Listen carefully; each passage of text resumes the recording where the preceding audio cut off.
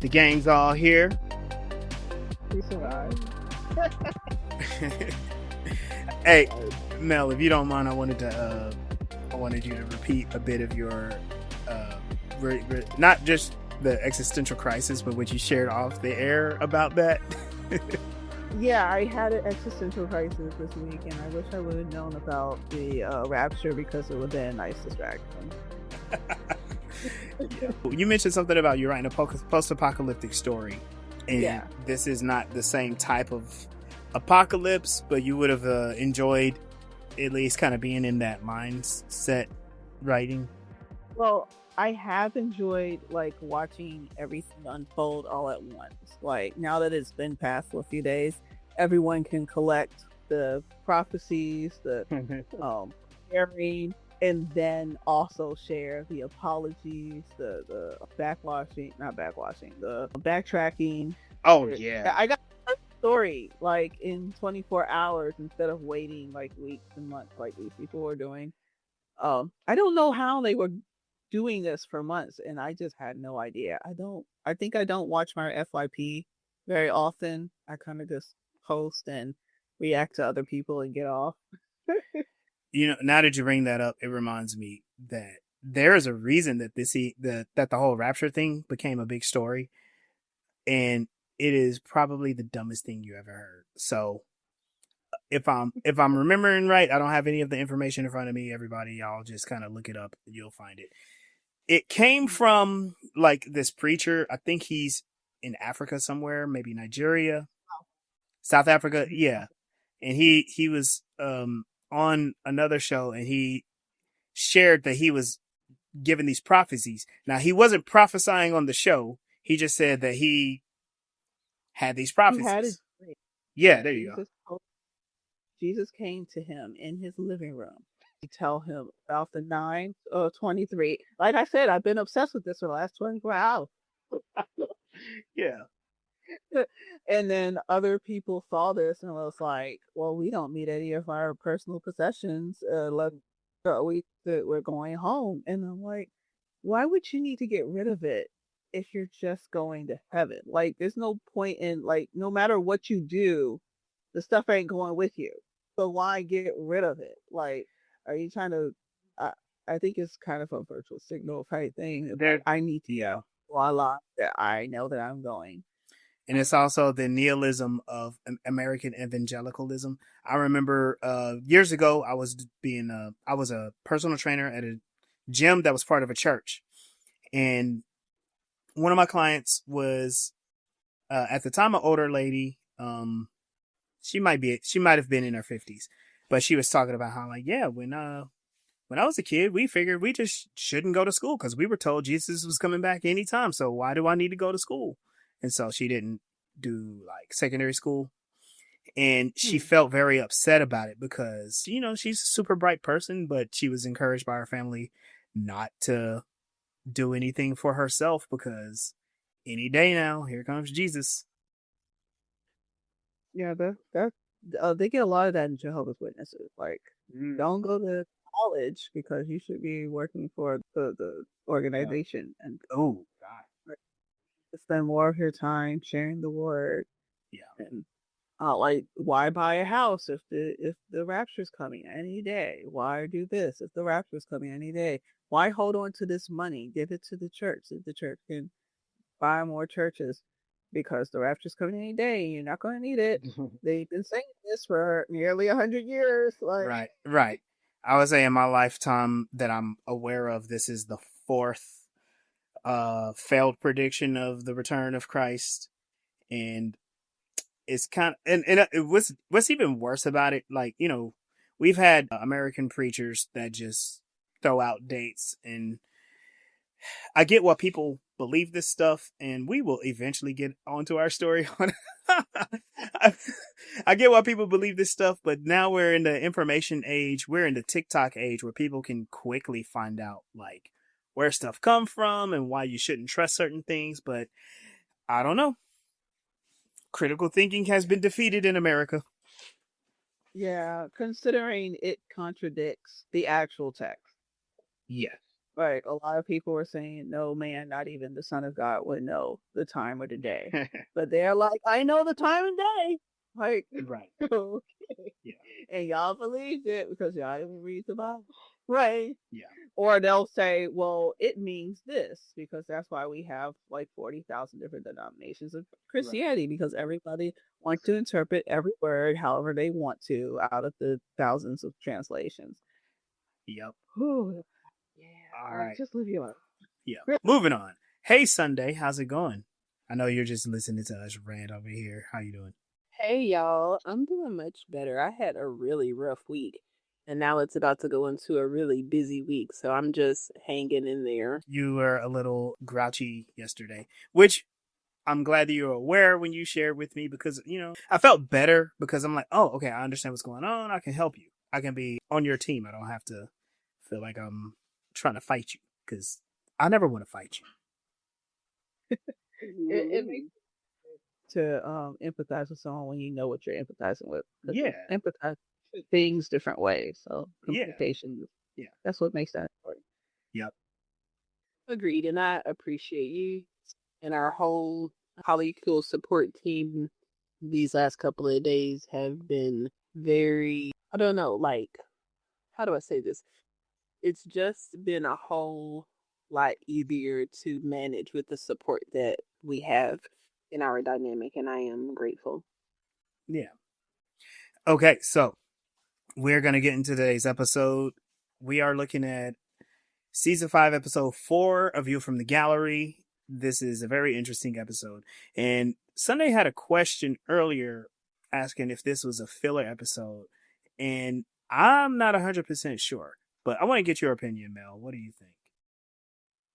I think Babylon 5 does a really good job of not wasting anything. Maybe I'm not too sure on the definition of a filler episode, but typically a filler episode wouldn't have anything to do with the rest of the story. Whereas they only use elements of the story of the series to show this different perspective of what's going on, whether or not it ties into the rest of the story. Is this going to be obviously a political thing because they just got attacked and protection is needed? Maybe this will be that contractor that was assigned in the last episode where these people move on to the next target, and that one of those targets is someone who signed that, so they have to go fight them again. But they also just didn't leave anybody behind. Mm-hmm. So it depends on how much this is going to tie in. I think it did tie in very well with what's already been going on. Maybe it was more of a transitional episode than a filler. That I like that idea because I think the last 3 episodes we got an introduction, but then we kind of circle back to what the regular crew that we recognize are doing. And in fact, last episode, I remember, was it Sunday who said that Captain Lockley wasn't even in that episode, which is like, yeah, she wasn't in the episode. Where was she? And this one opens up with her straight up. It's like, okay, remember all that stuff that we did last time? Forget all that. Here's Captain Lockley being the captain. And honestly, I think that she is amazing. She takes command. She doesn't seem uncomfortable at all. She's being a captain. It's like she's been there the entire time, basically. And a lot of times when they do, now that I've said it out loud, when they do a transitional episode, it's typically from the perspective of someone else. So like we've had the news reporter come in, we've also just watched the news, stuff like that. Yeah. So this was a less political, maybe it is political because right, everybody's a part of the politics of the system because everybody is in it. But it wasn't like the heads of it. Like we get the news reporter or the somebody coming in to do an investigation or whatever. Yeah. Someone, yeah. This was people without any direct authority, any recognized authority. I want to say recognized. I don't want to say they don't have authority because their jobs are so enormously important that it does have power. It's just not, a recognized power. I was thinking filler or transitional, whatever the proper description of it is, because of the two characters that are in the maintenance department who are being followed throughout the show. And I think that it was really nice to see some characters that were not just used to be brought on to the episode so that somebody could die that was not that important, but to really have an understanding from the perspective of like a regular citizen aboard Babylon 5 and how do they feel about the staff and the leadership, and then they get, into their viewpoints on, how things should be handled. And we'll get more into that, but I guess that's what was kind of making me think that. So I'll go ahead and open up the show, because these two characters they're pretty awesome. They're presented in a simple way, but I like what they do. So a probe is destroyed in hyperspace by alien ships. Captain Lockley, she's alerted about the destroyed probe and that they realize there are approaching ships. They think that the ships are scouts from an advanced race that are looking for places to conquer, and they're on their way to Babylon 5 because they're going to test the defenses and see, like, okay, are these people good targets or are they bad targets? So Lockley orders preparations, like, we need to defend Babylon 5. So they get all the life pods prepared, set them up for Delenn and Sheridan, because, that's the president, and the president's, I don't know, I guess the president's spouse. I'm not going to use that term first lady because we don't believe in that no more, but the president's spouse. So they, ambassador. Well, yeah, she's still an ambassador. Yeah. And part of the Great Council. So she still has a lot of political power on her own. Y'all hear that, folks? On her own. But she's not being protected because of her political power, because they're not trying to find a place for Jakar and them to go. It's because of her connection to Sheridan that she's being included in that potential evacuation. Yeah. He's the president and she's the president's wife, and they need to keep them together. Besides, remember, they're on Babylon 5 as a temporary residence. They're supposed to be on Minbari. So we then meet our two main characters for this episode. They're maintenance technicians, Bo and Mack, and they're cleaning up a deck, and they have a pretty, I guess, grounding conversation, because they're friends or whatever. They know each other. And then Bo is like, what do these things do? And Mack is like, I don't know. We just rub them up against the floor. And I like the conversation because what they do is they're kind of breaking the fourth wall. They are in a sci-fi show. It's a little silly. They're messing around with a piece of technology, and nobody knows exactly what it does, even the people using it. And so this is probably a joke on just design in general and television. And I guarantee you it's kind of a little rib at Star Trek, because Star Trek always had really cool tools that were like, well, what does it do? I don't know, but I'm gonna scan you with it. I stories of them asking the cast, like, how do they know what buttons and stuff to push, and like eventually they're like, they kind of make up like what is the sequence for different things and stuff. There isn't one. Right. It's kind of like that episode. It's kind of like on Galaxy Quest, how the aliens made the ship that it's this advanced technology, but they made it work based on the movements of the pilot from the TV show, and all he's doing is just like jerking around the sticks. Like, it's not anything. He's just acting. And so when they fly the real thing, they have to act. But yeah, I thought that was a little funny. Later on, we see that Lockley and Sheridan are having an argument about him and Delenn being on the ship, being on the station. And Lockley is really trying to convince him, like, hey, you need to like get out of here. And it's kind of cool because she's the captain of the station, but he's the president of the Interstellar Alliance. So of course they're going to bang heads. Sheridan is still kind of in his war hero mode. He's like, I need to be here with my people. And she's like, you idiot. You are probably, other than me, the most important person here. We need to protect you. But yeah, he's doing his hero thing. Mack and Bo, they discuss their admiration for Sheridan. It's kind of cool because it shows like, okay, as the audience, if you've been watching this long, you probably built a little admiration for Sheridan too. But now they're reflecting that, and it's like he's not just hated. You know, there's some people that don't like him, but there's some people that kind of do like him. They're, you know, he got some fanboys. In this conversation, apparently, Delenn was stabbed recently, off screen, and Sheridan, and Sheridan apparently chased down the stabber and beat the living daylights out of him.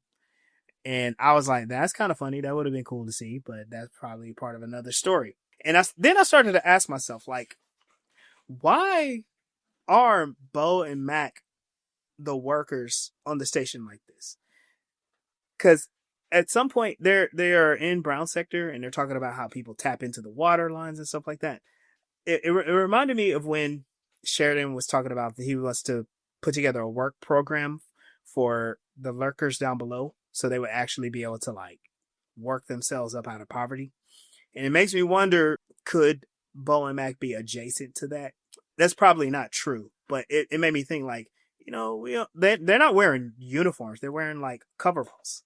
They look like blue collar workers. But they work for Babylon 5 when they're not like Earth Force. Right. Yeah.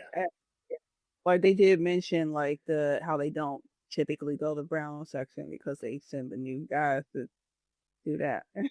Yeah. Or maybe not a whole lot of new guys. They don't go down there no more. Yeah. So maybe they've been there for a little while. It makes me wonder then, what were their thoughts on the Shadow War? You know, I don't know. They have a moment where they have lunches, a little funny back and forth. Again, they're talking about sci-fi, like you're supposed to say, if you don't know what it tastes like chicken. You know, it's part of the joke, and that's the joke. It's also a Matrix joke, but in retrospect, because this came out before the Matrix. Pretty funny. Pretty funny. This joke stands out. But Stargate too. Same thing as Stargate. Oh yeah, that's right. Mack has a sandwich that apparently was made with spoo. Spoo is this Centauri food, and it's really weird. To me, it looks like it's some sort of like spread. Who knows what it is? Tofu between bread. It was unseasoned tofu. Yeah, wait a second though.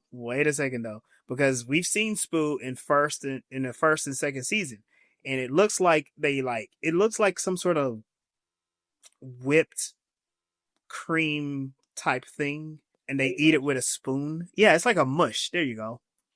Because thinking about the Centauri, I forgot what it's called. Like it's banned. But there was this and it's in, I remember learning about it because it's in Beauty and the Beast, and where he actually wants some of this gray stuff. The gray stuff was, it's duck. But the duck force fed, like, so it could get super fatty. Yeah. And I know what you're talking about. Yeah. I wouldn't faux gras. Faux gras. And what did they call this one? Spoo. Spoo. Yeah, kind of. Yeah. I thought it looked like some type of faux gras because that would make how sense. They are. Yeah, but it's from around this thing, but because they're French. Beauty and Beast is French. Yeah. Yeah. Well, apparently to humans, Spoo is disgusting because Bo is like, what? This does not taste like chicken. His face was turned up. They had traded sandwich. Apparently, Bo originally had like a salami, which it had to be fake meat, right? Because they're on the station. They can't like order processed meat. So it's probably some sort of protein thing that they make from the hydroponics. So yeah, well, and a meat like salami has a long shelf life, so it probably would be out in space. True. Savage. Good point. So yeah, Mel's over here correcting my perspective. I'm like, yeah, they can't have that shit. Like, it might be a good idea. I'm like, yeah, it might be a good idea. He said he had a guy. like he knew somebody that was able to get it. Yeah. Yeah. But it is something that would be shelf safe enough to send like that. Unlike the butter that what's his name on it? Oh, Michael. The olive oil I understand, but like any type of meat in a tube would I could be wrong, but usually those are were invented to preserve meat Yeah. for a long period. 1 year shelf life for your meat. Kind of gross. So next they're called away to med lab, and we see Franklin. He's getting the patients. He's getting the med lab ready for the battle that's about to come, and he orders Mack to repair a faulty secondary targeting console. And it's kind of, Mack is like, yeah, these things probably got overloaded, and then you hear them kind of have an interaction because Franklin, being the greatest human in the galaxy, is very curious about the thoughts and ideas that Mack has. And the conversation is about whether or not Franklin would help the enemy soldiers when they get harmed and hurt. Because Mack is like, look, those people trying to come over here and kill us, I wouldn't care if they were injured and bleeding out on the deck. Just let them die. They want to kill me. And we get a really interesting story, very dramatic, from Franklin. And it's about how his father was part of the Dilgar War, which we haven't heard about in a while. But this is the first time the humans encountered extraterrestrials, and they immediately went to war because apparently the Dilgar were conquerors. And so his dad's ship went down, and it had been gone for a long time.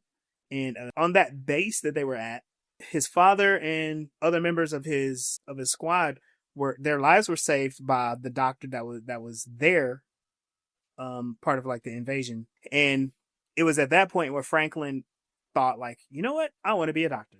And that makes a lot of sense, because he tells a story about how, like, okay, my dad's in the military, my grandpa's in the military, I'm gonna be in the military. And then it's like, a doctor saved your dad's life. That sounds like the thing I want to do now. I want to save my dad's life. They had fights and all that stuff. We've seen what that looks like. But the interesting part is the conclusion of the story, because Mack asks, so what happened to the doctor that saved your father? And Franklin says, oh, he was shot and killed by his own people because he was considered a traitor. It kind of illustrates, like, even though what Franklin is doing can be thankless and dangerous, he's going to save lives. In fact, he said, I wanted to find as many lives as I could save. It's what I do. And I'm like, dang, Superman. It's like, okay. So he's willing to risk his life. Yeah. I like how they were consistent about both saying if he saw one suffocating on the bridge, he wouldn't think twice. Right. Because that comes back later. Oh yeah, it sure does. So just a little bit. It's like a nice little accent. Yeah, they weave it in there. Yeah, they were congruent. They were very congruent. Congratulations. Yeah. So the ships arrive and they're attacking the Star Furies. And apparently what's wrong is the fighters cannot target the ships. And so Mack is called into the bridge, and they're trying to figure out, like, what's the malfunction. And he's all like, oh, okay, over here. He's like, yeah. And while that's going on, Lockley is having a conversation with Corwin, which Corwin is so mature now. Because remember, in the past, he seemed extremely, like, apprehensive. He's around people in command, but he seemed like a giant child. Now he's grown into his own. And it's great because that character, that actor, it has brought that character kind of like fully into fruition. I think it's great. And the malfunction is scrambling the station's codes. And Mack is over there screwing around with whatever the console is. He goes, there it is. And he pulls out this bug that's like the size of his hand. He's like, yeah, we got a shipment of these in this food store last week. Yeah, they've been everywhere. And as soon as he pulls it out, the ships outside are able to lock on, and then they fire, and you see that not only do the Star Furies, but also the station fires. And Lockley is like, great, I'm going to have a fantastic discussion with Mr. Garibaldi. I'm like, oh yeah, she knows exactly where the blame goes. And so Mack and Bo, they're talking about Lockley's past and Ivanova's departure. And this part, they're basically talking about how stern she is with commanding, and a little bit about Ivanova's departure, as in they don't know if she wanted more money, which that's definitely a shot at her at Claudia's contract negotiations with the network. Yeah. And then they also say like maybe she was heartbroken over what's his name dying, which is talking about Marcus. They reminded us of Marcus. They even know. That's the wild thing. They even know. So they go down to Brown 9, and then they overhear Lockley is tearing Garibaldi a new one. And I love it. I love it. I love it. Because not only everything that she said was 100% true. She's like, you're the head of intelligence. I don't see anything that remotely resembles intelligence. How come you didn't tell us that they could download our schematics? He goes, I don't know. I didn't realize that that's the thing that they could do. I didn't even ask the question. She goes, all right, you're going to go back to your source and you're going to ask all the questions. Do your job, Garibaldi. And when she walks off, he has this kind of snide remark. I'm like, no, Garibaldi, you suck at this job. Do it right. She has every right to be mad at you. She can't fire you. You kind of just taking up space. I always point out, I joke about this character all the time. Garibaldi is a great character, but he's a terrible human being. And now he's being told, like, yeah, you kind of suck at your job. So the fleet is moving in towards the station, and they're about to jump out of hyperspace. Bo and Mack, they're back down in Brown level, fixing the water reprocessing. We still hear about people who are in Brown level and down below tapping into the water, but they never fix it right. So, you know, they always send those guys to go maintenance it, and it's cool. As soon as they fix that, they get called down to the sanctuary. I thought this was a little interesting because, yeah, that's true. They do have a sanctuary. Because remember, was it season 2 where they had the all of the religious people on the station? Now, it doesn't look like the same place because I think they were at a chapel, actually. But, yeah. It was an enclosed chapel. This Yeah. looks more like when Jakar was doing his like moon ceremony thing. Yeah. Yeah. Yeah. I wonder, like, yeah, they call it a sanctuary. It makes me think being in space probably gives it some extra gravitas. Like you're in the heavens, and yeah. Anyway. Yeah. So while they're on their way, Lockley warns over the station speaker that here comes the attack. Everybody move to shelter. So Bo and Mack, they basically hunker down in the sanctuary, and they stop to take a short break.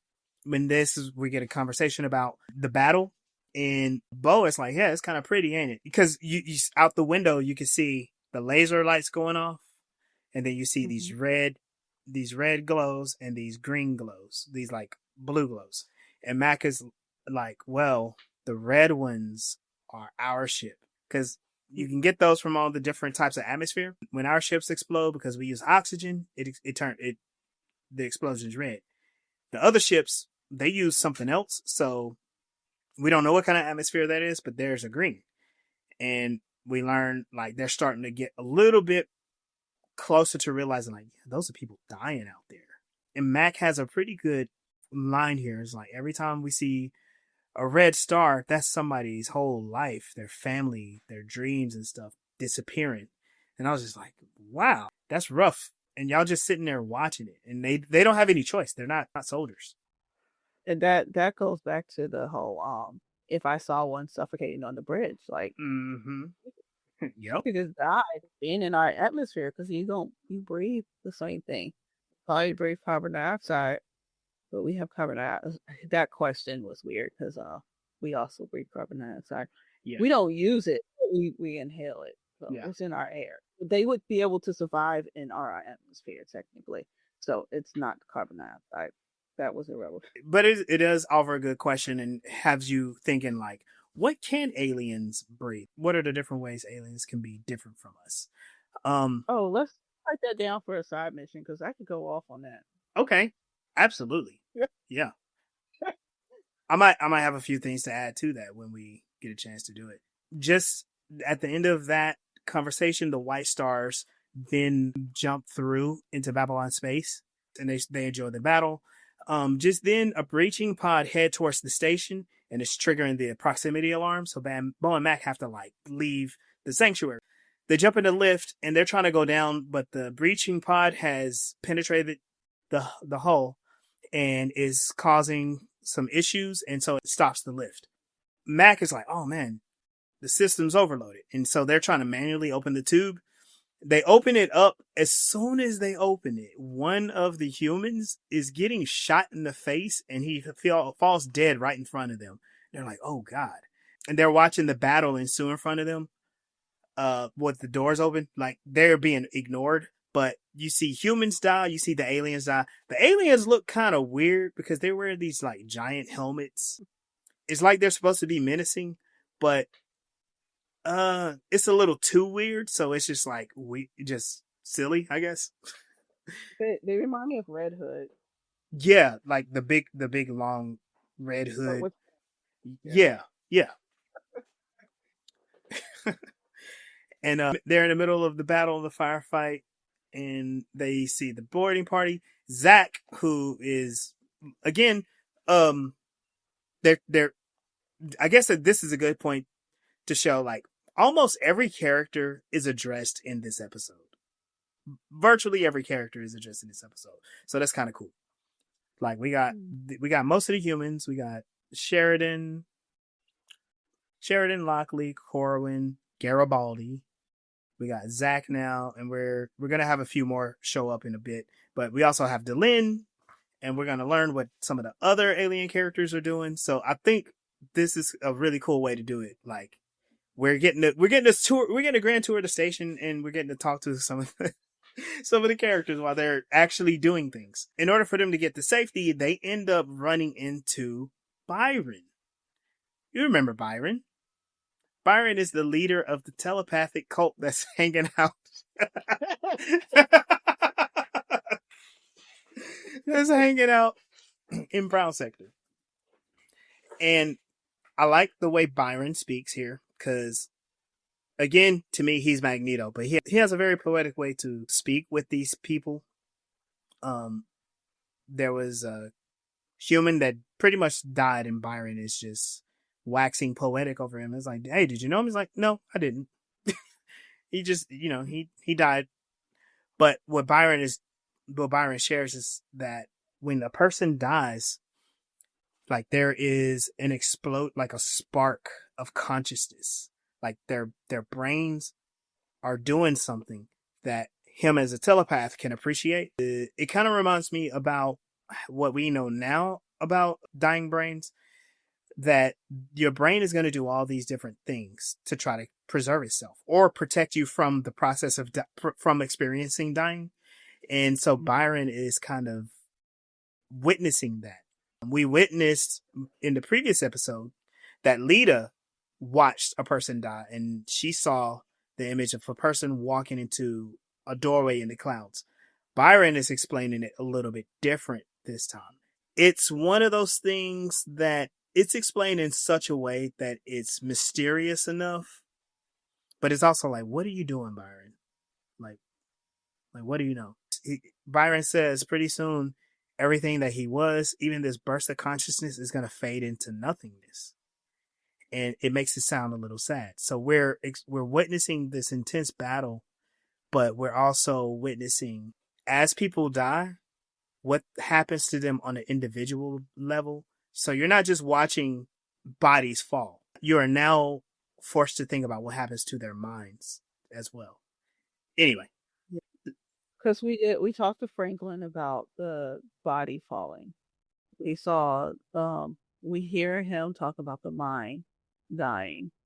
And there was, do I want to say, well, his is this would probably be more like the soul, whereas the mind would be the lights outside. I don't know. I'm trying to be more yeah. But like there are different ways of perspective, different ways of perceiving the different deaths. Yeah. From afar would probably be like as an outsider. Like you just see like, oh cool, there's lights out there, but you don't really realize what's truly going on. Yeah. And was even further with Franklin. It's like, if I have the possibility to save someone, if I do see someone dying, and then we go to actually kind of seeing someone die, to confronting death right in our face, and then confronting as we see that soldier die as they fall into the lift, and then we get to talk to someone who sees the mind disperse the energy, like Yeah. Yeah. While we are in this show, we're not seeing all of this happen. It makes you really spend some time thinking about these things that are happening, but it's happening so fast. During that conversation with Byron, Mack says, I wish I could be out there with him. And Byron is like, oh, really? Like, yeah. Yeah. And Byron's like, are you sincere about this? Are you serious that you really wish that you could be out there? He goes, yeah, I should be out there fighting too. And then Byron grants his wish by giving him a telepathic perspective of a pilot that's currently in the battle fighting. And Mack, terrified at first, but then he kind of engages in it and he sees the battle firsthand. That's wild. Like, I don't know why that happened either.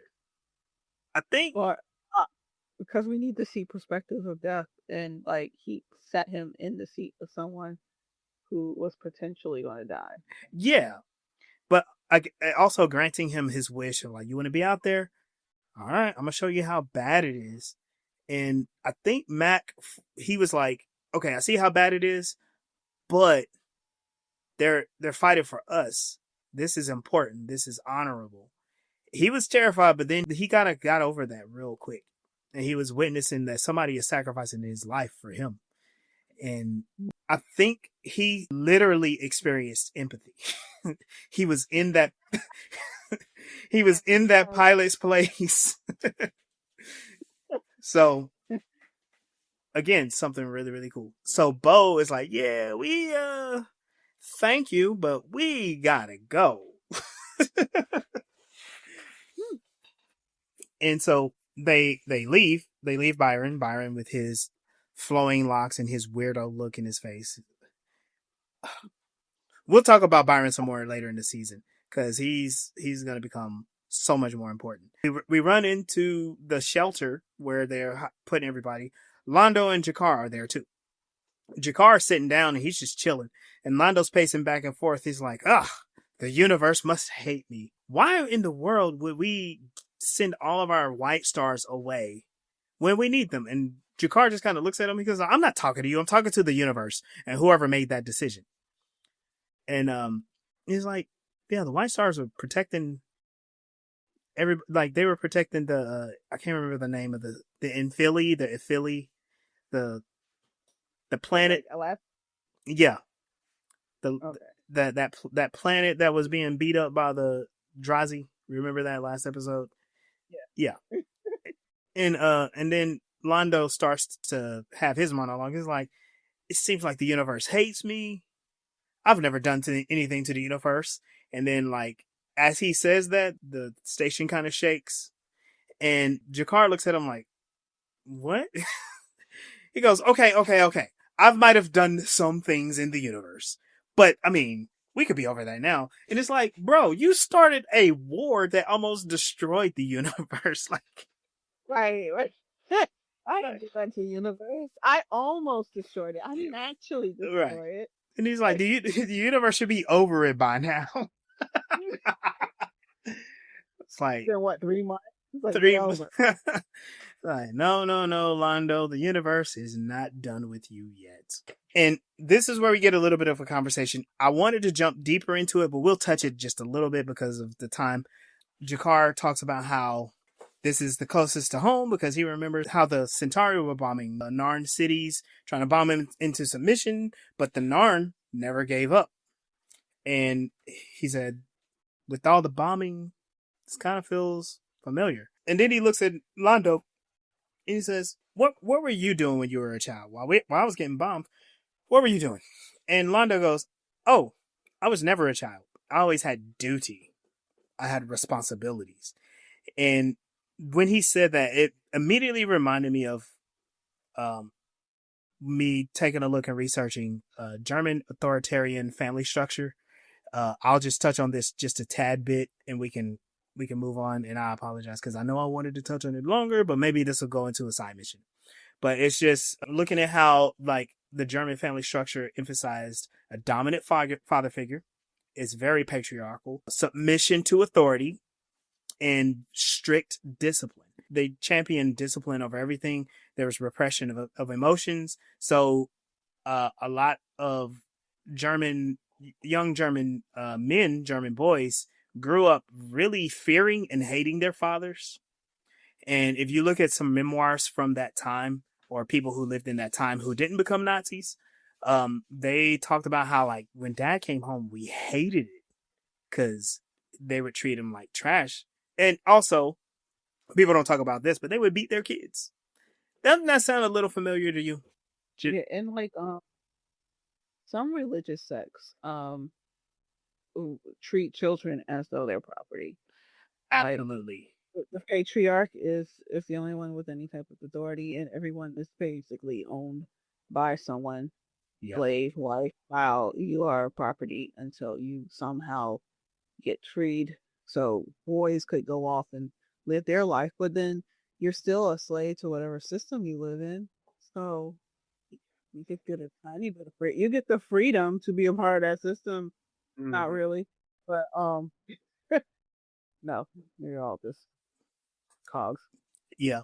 And granted, like I said, I wanted to talk about this a little bit more. We'll touch on it, but it kind of reminds me of how evangelicals in America are always talking about traditional family values, but their traditional family values sound very much like Germans' traditional family values.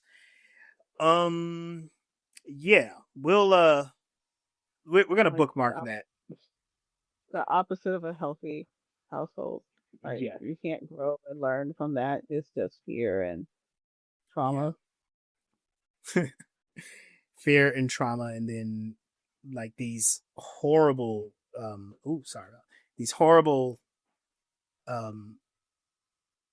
family dynamics when they get older.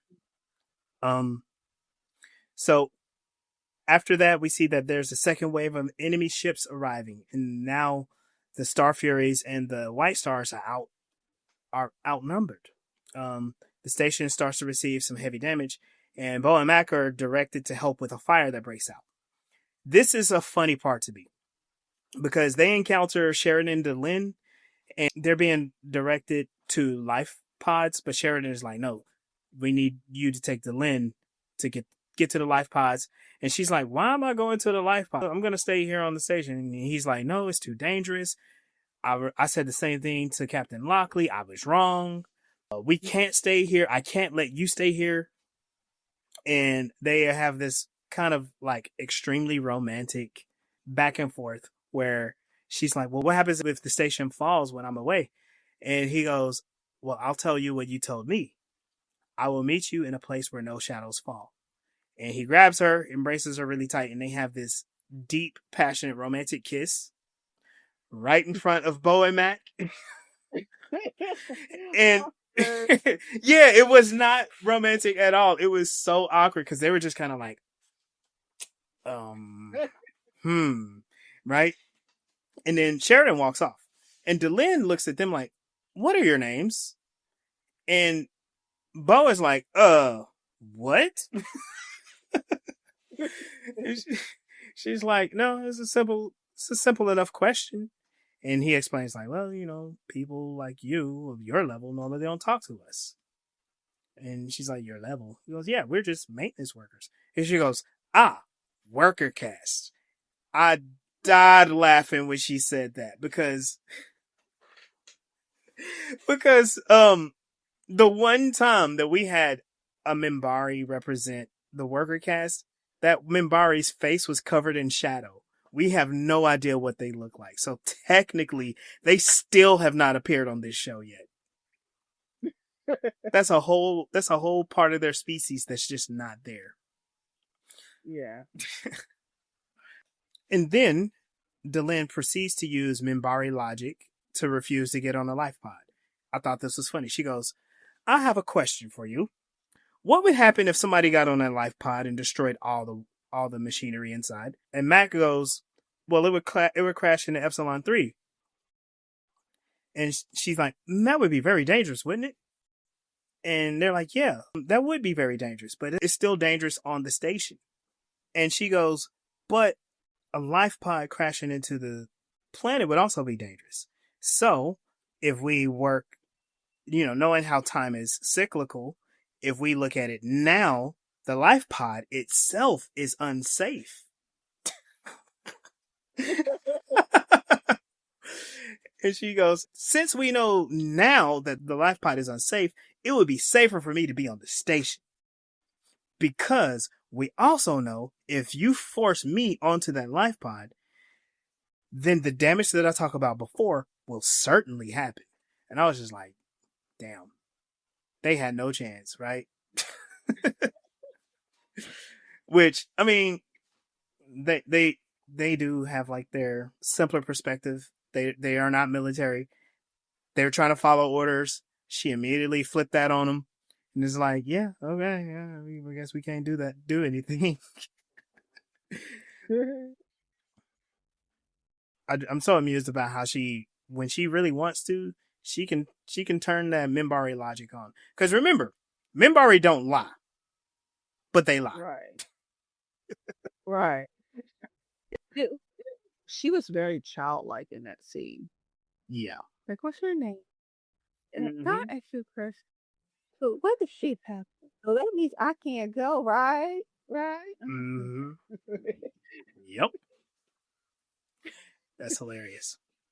So what's great is just then the remaining part of the White Star fleet arrives and a bunch of jump gates appearing, and they destroy all of the attacking ships. And you can hear the rest of the people celebrating the victory, and they have a chance to talk about the significance of Babylon 5, the station, and how the things that everybody has been doing is significant in the galaxy and in that sector. Mack says, thinking about how the crew is, I figure if they can handle it, I can handle it. Because their whole thing is like, where they are, they're always under crisis. They're always under attack. Apparently, there's been a couple of attacks that we just never saw on TV because there's just so many of them. But a lot of fighting does not happen on the show. It's just right. interpersonal stuff. And then like the star battles just kind of happen slightly off camera. And so they're like, oh, well, it's back to work. We got to go clean up. They get all the glory, but we got to clean up the mess. And as they say that, they are walking past MedLab, and the floor is covered in bodies of the dead Star Fury pilots. And this is where Mack sees the face of the pilot whose eyes he saw the battle from.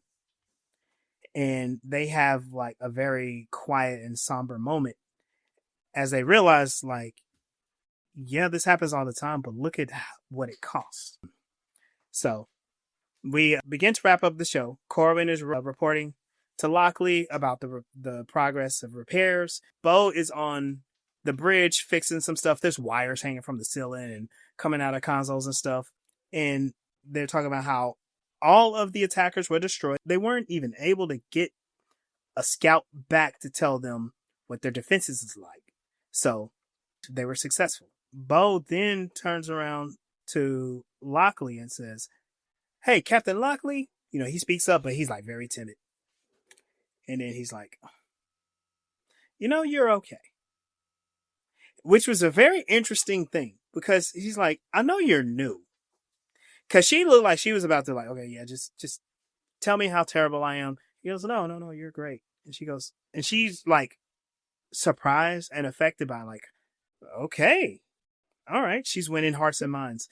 And it's kind of cool because this actress did an amazing job to like expressing that.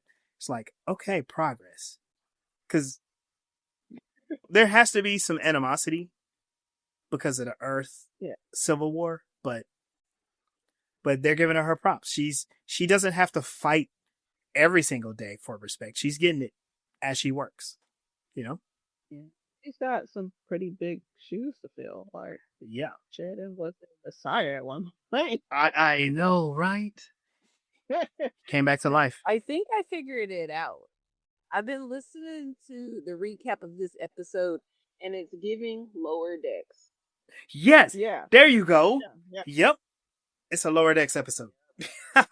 Yo, that's what they need to do. They need to do an animated Babylon 5 Lower Decks type of animated series. Lower Decks did an amazing job for Star Trek, and I think it would do something, a concept like that would do a great job for Babylon 5. So as we wrap up the show, Bo and Mack see Sheridan and Delenn. Delenn remembers their names. And of course she does, because she's like, I'm keeping my own, y'all. Y'all better not say shit. But as she walks off, Mack is like, I think I'm in love. And that's where we get the funny comment. Because Bo is like, you know she's married, because she's like literally with her husband. He goes, I can work something out. And then the show ends. And I figured that was pretty hilarious because of current relationship dynamics. We'll probably discuss that on a side mission as well. But yeah, we got to see what the station looks like from a worker's point of view. And yeah, it's kind of cool. It's not as epic because they spent most of their time hiding or cleaning. I just really love this perspective because when they had him on the bridge, whenever there's any kind of malfunction, it's a main character that's always fixing it. And if that task isn't delegated to someone else who, is the IT person or whatever that actually fixes that kind of stuff, and that they were awaiting that resolution, like right up into the moment of, yo, we can't fight back until you fix this. Right. So it makes their role on the ship very vital. They're what were they? The essential workers. They're very essential. Yeah. I guess like compared to Star Trek, where you are trained to be the repairman for whatever station you work at, because we always see. Well, I remember at least 3 scenes where I've seen Uhura, like under the council, like I'm working on this, that. But then we also get to see where she did train in all different things. So. I was going to say the part that reminded me of Star Trek. So they're maintenance engineers. In Star Trek, we have the engineering department. So Chief O'Brien, Geordi LaForge, B'Elanna. Yes, thank you. B'Elanna, they're all like geniuses. They're the very top of their field. They're amazing scientists. They can do these calculations just by thinking. They move at light speed. Then we have Bo and Mack. We don't know exactly how they fix things, but they are not scientists. They're grunt workers. And it makes Babylon 5 like the technology. Yeah, the technology is not like this advanced futuristic magic that the Enterprise is. It's like you got to splice wires together. You got to cut into and seal water pipes. It's very blue collar, which is so interesting. I do wish there was like an engineering department that was being displayed, because everybody right now, the only person that's doing something that's not command is Franklin. Everybody else is a command officer, security officer, something like that. And it's important to the story, but every once in a while I want to hear somebody have problems with the reactor core. Well, like the grunts, like are the workers, like work on the engine and the workings of it. You put yourself in the mindset of this 200 years in the future. Yeah. So that normal maintenance, if you take the same amount of intelligence as would today, even though maintenance people today do require an enormous amount of knowledge that most people don't. Like just to be they were handymen on space station. Like electrician or mechanic. Like Right. that takes some mass skill. Not all of it is required to go to school to learn it. If you apprentice under like a uncle or a father or something, you can pick it up by trade. But yeah, Yeah. And it also kind of reminds me of that one episode on Deep Space Nine where everything was messing up and O'Brien ran all over the station. Yeah, because he was trying to get the station that was built with Cardassian technology to work well with Federation technology, and it just sucked. And then there were booby traps set in the station, which is wild. Like, Yeah. And then some language thing happened where like the same thing was happening to the tech started happening to their brain. yeah, yeah. It was deeper than this. Like it could have been the same thing. There's so many parallels between Deep Space Nine and Babylon. I mean, there's only so much that you can do different when you're on stations. I do like how it's funny when people lately have been memeing about Babylon 5 and how it's basically a giant mall in space. The promenade, anyway. Yeah, yeah. Oh. It's pretty funny. All right. Any last ideas? Any last thoughts about this episode? It was more interesting than it appeared to be, and probably for the purpose of like you overlook that type of job, so the episode kind of overlooks what it normally does. Yeah. So I felt like there wouldn't be too much to talk about, and I'm like, every time you say that, there's so much to talk about. So much to talk about. Yeah. Pretty funny. And I guess it's also every once in a while it's good to see the perspective from people who are not in command. I wish there were more sci-fi shows that did that. You got like some from command staff, some from people who are civilians, and the civilians are also main characters. They kind of do that in Battlestar Galactica a little bit, but that's a little different. We might get a chance to talk about Battlestar Galactica in the future, because some of these post-apocalyptic shows are starting to become a little bit more important these days.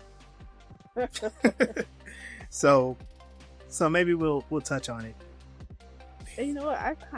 I realized like I this week wrote a couple of scenes that kind of does that, and like I kind of don't want to dismiss the fact that I've spent 24 years of my life teaching children. So if I want to write stories, if I write kids in stories, they're going to make sense. So I do have one somewhat side character who is like a 10-year-old kid who bounces around and questions things and just gives a different perspective of what's going on. And they're kind of like how this does. Yeah. Awesome. All right. Let's get on out of here. I think Sunday had to jump off because she's at work. So we'll wrap it up here. Thank y'all for joining us for this edition of Voices in Hyperspace. Be sure to join our YouTube, like, share, follow, let people know where you are getting this good sci-fi content. Continue the conversation with us on our Facebook at Voices in Hyperspace. I am Legendary Black Lion. You can find me at Legendary Black Lion on Instagram and TikTok. I'm Noah Silence. You can find my book on Amazon under Show. You can also find me on TikTok and YouTube on the YouTube channel. So go subscribe. Go like, share, subscribe, all of that. Oh, Sunday, we are getting out of here. Let the people know where you at. y'all, this Sunday you can find me at a poker table. Yeah. So, and also be sure to find Mel's Rebellion. Check out the book and let us know what you think. In the meantime, we're gonna get out of here. Y'all take it easy, and we'll see you out there. Peace.